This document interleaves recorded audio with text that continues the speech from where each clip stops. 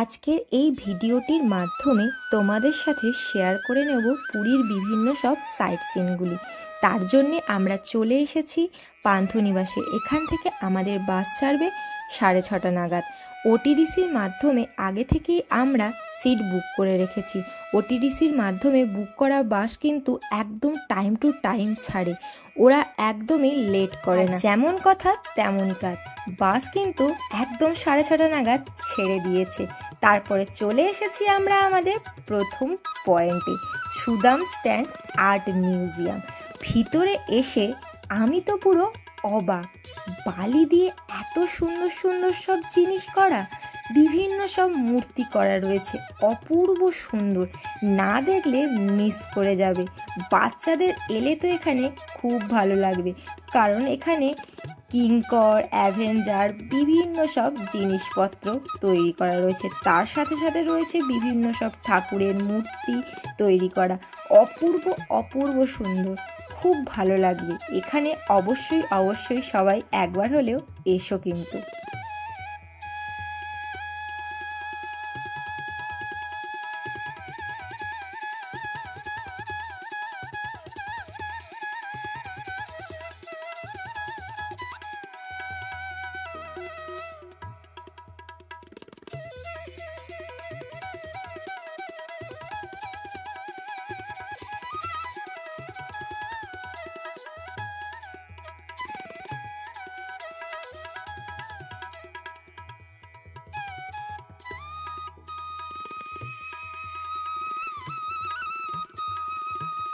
আর এই জগন্নাথ মূর্তিটা দেখার মতন সুন্দর, তার সাথে আবার এতে কালার করা, দারুণ সুন্দর ছিল। এটা প্রত্যেকটা জিনিসই খুব সুন্দর ছিল।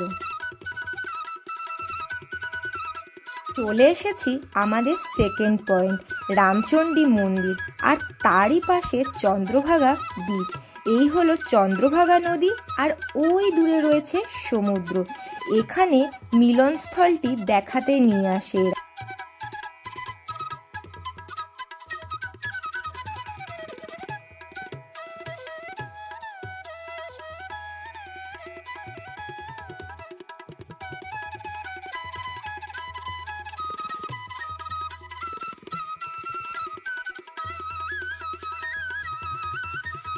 তারপর চলে এলাম কোণারকের সূর্য মন্দিরে। কোণারকের সূর্য মন্দির সত্যি কথা বলতে অপূর্ব সুন্দর একটা জায়গা, না এলে ভাবতে পারবে না জায়গাটা কত সুন্দর। আমাদের এক ঐতিহ্যকে বহন করে চলেছে এই মন্দির। কি সুন্দর এই মন্দিরে সমস্ত ভাস্কর্য। মন্দিরের ভেতরে প্রবেশ করার দরজা হলো এটি।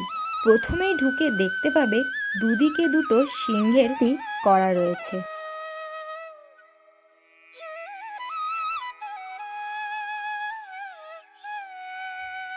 যে এটি হলো মেন মন্দির, এটির কাজ সম্পূর্ণ করা হয়নি।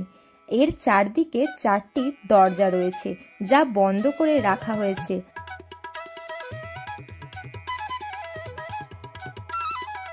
পুরো মন্দিরটি জুড়ে আমরা দেখতে পাবো এইরকম 12 জোড়া চাকা রয়েছে। আবার এই চাকাগুলো কিন্তু আমরা আমাদের 10 টাকার নোটেও দেখতে পেয়ে থাকি।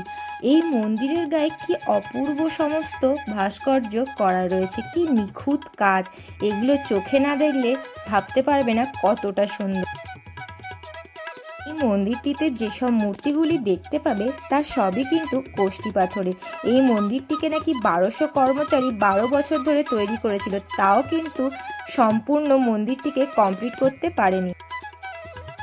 আমরা এখন চলে এসেছি উদয়গিরি ও খণ্ডগিরিতে, আর আমাদের টিকিট আগে থেকেই গাইড দাদা কেটে ফেলেছে। ওটিটিসিতে ঘুরলে এই একটা সুবিধা রয়েছে কিন্তু, উদয়গিরিকে বলা হয় সূর্যোদয় পাহাড়।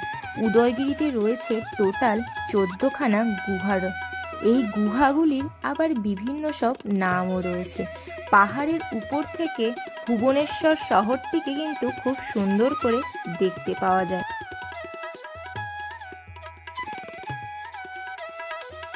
উঠতে কিন্তু খুব একটা কষ্ট হবে না, যেহেতু সিঁড়ি সিঁড়ি করা রয়েছে। আর উপরে ওঠার পথে বিভিন্ন সব গুহা দেখতে পাবে। আর ওই মন্দিরটি রয়েছে খণ্ডগিরিতে। খণ্ডগিরিতে যাওয়া গেল না, কারণ খণ্ডগিরির রাস্তা বন্ধ ছিল। মন্দিরটিকে দূর থেকেই তাই দর্শন করলাম। আর এই হলো ভুবনেশ্বর শহরটি। পাহাড়ের উপর থেকে কি অপূর্ব সুন্দর লাগছিল শহরটিকে দেখতে। এই যে আরও সব বিভিন্ন গুহা, এই গুহাগুলির কিন্তু বিভিন্ন সব নামও রয়েছে। খণ্ডগিরির উপরে যে মন্দিরটি রয়েছে সেখানে সূর্য দেবতার পুজো করা হয়ে থাকে।